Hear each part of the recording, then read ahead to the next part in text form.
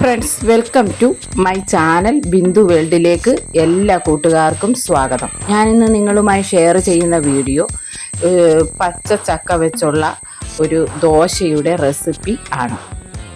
അപ്പോൾ അതിനു വേണ്ടി പച്ച ചക്ക ഞാൻ ക്ലീൻ ചെയ്ത് ഒരു മിക്സിയുടെ ജാറിലേക്ക് കുറച്ച് ചോള ഇട്ട് കൊടുത്തിട്ടുണ്ട്. അതിൽ ആവശ്യത്തിനുള്ള വെള്ളവും കൂടെ ഒഴിച്ച് ഒന്ന് ചുവന പേസ്റ്റ് പോലെ അരച്ച് എടുത്തുകൊണ്ട് വന്നിട്ടുണ്ട്. അതിൽ നിന്ന് കുറച്ച് മാവ് ഞാനങ്ങ് മാറ്റി വെക്കുകയാണ്. കുറച്ച് മാവിലോട്ട് അതിന് വേണ്ട ഇൻഗ്രീഡിയൻസ് കൂടി ചേർത്ത് കൊടുക്കാം. അപ്പം അതിന് ചേർക്കാൻ വേണ്ടിയിട്ട് ഒരു 1/2 ടീസ്പൂൺ ജീരകം ഞാൻ ബാക്കിയുള്ള പേസ്റ്റിലേക്ക് ചേർത്ത് കൊടുക്കുന്നുണ്ട്. പകുതി ഞാൻ മാറ്റി വെച്ചിട്ട് പകുതി മാവിലേക്ക് ചേർത്ത് കൊടുക്കുകയാണ്. കൂടെ തന്നെ ഒരു പകുതി സവാള കൂടി അരിഞ്ഞിട്ടിട്ടുണ്ട്. ഒരു കാമുറി തേങ്ങ കൂടി തിരുമ്മിയിട്ടിട്ടുണ്ട്. കൂടെ തന്നെ ഒരു 2 പച്ചമുളക് കൂടി ചേർത്ത് കൊടുക്കുന്നുണ്ട്. കൂടെ തന്നെ ഒരു ചെറു കഷ്ണമാണ് 3 വെളുത്തുള്ളി കൂടി അല്ലി കൂടി ഇട്ട് കൊടുത്തിട്ടുണ്ട്. എന്നിട്ട് ഇനി ഇതൊന്ന് മിക്സിയുടെ ജാറിൽ കൊണ്ടുപോയി ചുവനെ അരച്ചെടുത്തുകൊണ്ട് വരാം. ഇപ്പോൾ ഇവിടെ അരച്ചെടുത്തുകൊണ്ട് വന്നിട്ടുണ്ട്. അതിനകത്തോട്ട് ഒരു ബൗള് ഗോതമ്പ് പൊടി കൂടി ഞാൻ ചേർത്ത് കൊടുക്കുകയാണ്.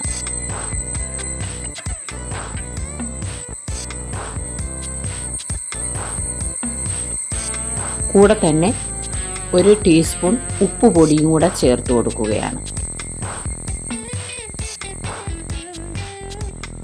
കൂടെ തന്നെ ഒരു ടീസ്പൂൺ പഞ്ചസാര കൂടി ചേർത്ത് കൊടുക്കുകയാണ്. എന്നിട്ട് ആവശ്യത്തിനുള്ള വെള്ളം കൂടി ചേർത്ത് കൊടുക്കാം. ഞാൻ അതിലിപ്പോൾ ഒരു ബൗള് വെള്ളം കൂടി ചേർത്ത് കൊടുക്കുന്നുണ്ട്. എന്നിട്ട് അതൊന്ന് അടച്ച് മിക്സിയുടെ ജാറിൽ കൊണ്ടുപോയി ചുവനെ അരച്ചെടുത്തുകൊണ്ട് ദാണ്ട വന്നിട്ടുണ്ട്.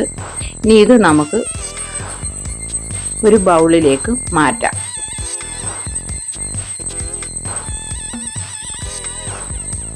അപ്പം നമ്മൾ ചക്കയുടെ പേസ്റ്റൊക്കെ ബൗളിലേക്ക് ഒഴിച്ച് ബാക്കി മിക്സിയുടെ ജാറിൽ ഇച്ചിരി വെള്ളവും കൂടെ ഒഴിച്ച് ആ വെള്ളവും കൂടെ ഇതിനകത്തേക്ക് ഒഴിച്ചു കൊടുത്തിട്ടുണ്ട്. ഇനി ഇതൊന്ന് ഇളക്കി യോജിപ്പിച്ച് എടുക്കാം. കളറിന് വേണ്ടി കൂടെ തന്നെ ഒരു പിഞ്ച് മഞ്ഞൾപ്പൊടിയും കൂടെ ചേർത്ത് കൊടുത്തിട്ടുണ്ട്. അതുകൂടെ ഒന്ന് ഇളക്കി യോജിപ്പിച്ച് എടുക്കാം.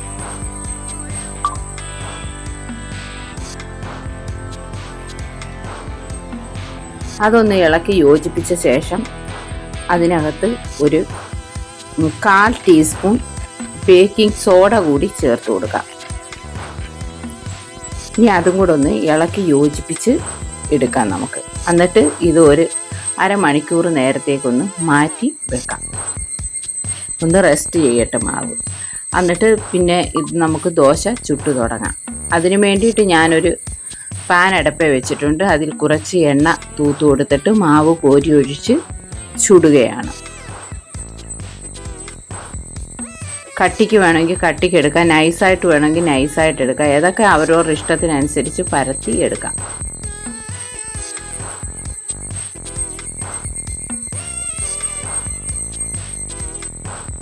അപ്പം പരത്തിയൊക്കെ എടുത്തിട്ടുണ്ട്. നമുക്കിതൊരു പാത്രം വെച്ച് അടച്ചു വെച്ച് വേവിച്ച് എടുക്കാം. ഇപ്പോൾ ഒരു വശമൊക്കെ ഇവിടെ മൊരിഞ്ഞ് വന്നിട്ടുണ്ട്. ഇനി ഇതൊന്ന് തിരിച്ച് ഇട്ട് കൊടുക്കാം. വേണമെങ്കിൽ ഇപ്പം നെയ്യൊക്കെ വേണമെങ്കിൽ തൂത്ത് കൊടുക്കാം. അപ്പോൾ തിരിച്ചിട്ട് നമ്മൾ മൊരിച്ച് എടുത്തിട്ടുണ്ട്. അത് നമുക്കിനി പാനിൽ നിന്ന് മാറ്റി എടുക്കാം. വീണ്ടും ഒന്നും കൂടെ ഞാൻ ചുട്ട് കാണിക്കാം. അപ്പം ഗോതമ്പ് പൊടിയും പച്ച ചക്കയും കൂടെ വെച്ചുള്ള ദോശ ഇവിടെ റെഡി ആയിട്ടുണ്ട്. അപ്പം ബാക്കി ഇരിക്കുന്ന മാവ് കൂടെ ഞാനിങ്ങനെ ചുട്ട് എടുക്കട്ടെ. വളരെ ടേസ്റ്റിയും ഹെൽത്തിയുമായിട്ടുള്ള നല്ല ഒരു ദോശയാണ് കൂട്ടുകാരെ ഇത്. ഇതിൻ്റെ കൂടെ കറി വേണമെന്ന് തന്നെ ഇല്ല, നല്ല ടേസ്റ്റാണ് ഈ ദോശ കഴിക്കാൻ. അപ്പം ഈ ചക്കയൊക്കെ തീരുന്നതിന് മുമ്പിട്ട് കൂട്ടുകാർ ഇങ്ങനെ ഒന്ന് ഉണ്ടാക്കി നോക്കുക. നിങ്ങൾക്ക് ഉറപ്പായിട്ടും ഇഷ്ടപ്പെടുന്നതായിരിക്കും. രാവിലെയും വൈകിട്ടും ഒക്കെ കഴിക്കാൻ പറ്റുന്ന നല്ല ഹെൽത്തി ആയിട്ടുള്ള ഒരു റെസിപ്പിയാണിത്. കൂട്ടുകാരൊന്ന് ട്രൈ ചെയ്ത് നോക്കണം. അപ്പോൾ നമ്മുടെ വീഡിയോ ഇഷ്ടപ്പെട്ടെങ്കിൽ കൂട്ടുകാരെ ഒന്ന് ലൈക്ക് ചെയ്യണം, ഷെയർ ചെയ്യണം, സബ്സ്ക്രൈബ് ചെയ്യണം. സബ്സ്ക്രൈബ് ചെയ്യുമ്പോൾ അതിൻ്റെ അടിയിലൊരു ബെല്ല് വരും. ബെല്ലിലൊന്ന് ടച്ച് ചെയ്യുമ്പോൾ താഴെ ആളെന്ന ഓപ്ഷൻ വരും. അതിലൂടെ ഒന്ന് ടച്ച് ചെയ്യണേ കൂട്ടുകാരെ. അപ്പോൾ ഞാനിടുന്ന വീഡിയോയുടെയൊക്കെ ഈ നോട്ടിഫിക്കേഷൻ നിങ്ങൾക്ക് ഉടനടി ലഭിക്കുന്നതായിരിക്കും.